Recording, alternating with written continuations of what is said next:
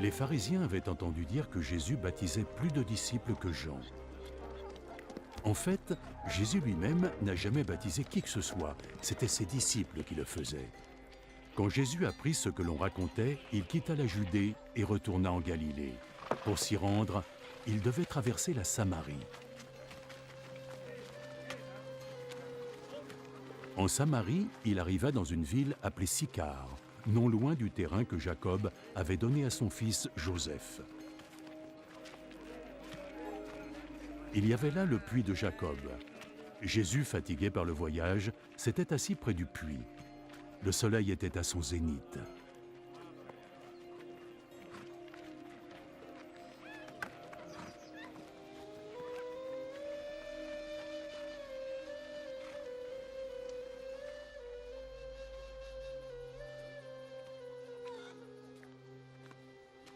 Arriva alors une femme, une Samaritaine, qui venait puiser de l'eau. Donne-moi un peu de cette eau. Ses disciples étaient partis en ville pour acheter de la nourriture. Tu es juif et moi je suis samaritaine. Comment oses-tu me demander de l'eau? Les Juifs n'utilisaient pas les mêmes coupes ou les mêmes bols que les Samaritains. Si seulement tu savais ce que Dieu donne, et qui est celui qui te demande à boire, tu le lui aurais demandé. Et il t'aurait donné de l'eau vive. Ah oui, tu n'as pas le moindre seau et le puits est si profond. Où est-ce que tu pourrais trouver cette eau vive dont tu parles? C'est Jacob, notre ancêtre, qui nous a donné ce puits. Lui, ses enfants et ses bêtes, tous ont bu de cette eau. Tu ne prétends pas être plus grand que Jacob, n'est-ce pas?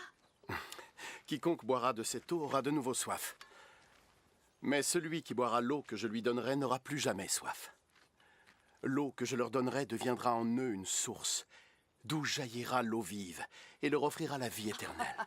Et donc, si tu me donnes de cette eau, je n'aurai plus jamais soif alors, et je n'aurai plus à venir ici pour puiser de l'eau. Va, appelle ton mari et reviens. Je n'ai pas de mari. Tu as raison de dire que tu n'as pas de mari. Tu as été marié 5 fois, et l'homme avec qui tu vis maintenant n'est pas vraiment ton mari. Tu m'as dit la vérité. Je vois, alors tu es un prophète. Mes ancêtres samaritains ont adoré Dieu sur cette montagne. Mais vous, les Juifs, vous dites que Jérusalem est le lieu où nous devrions adorer Dieu. Crois-moi, femme. Le temps viendra où les gens n'auront plus à aller adorer le Père sur cette montagne ou à Jérusalem. Vous, Samaritains, connaissez mal celui que vous adorez. Nous, les Juifs, nous connaissons notre Dieu parce que nous savons que le salut vient des Juifs. Mais le temps vient. Et il est déjà là. Guidé par la puissance de l'Esprit de Dieu, les hommes adoreront le Père tel qu'il est vraiment, lui offrant la véritable adoration qu'il demande.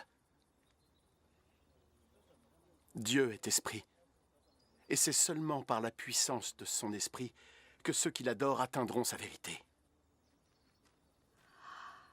Je sais que le Messie va venir. Et quand enfin il sera là, il nous expliquera tout ça. Je le suis.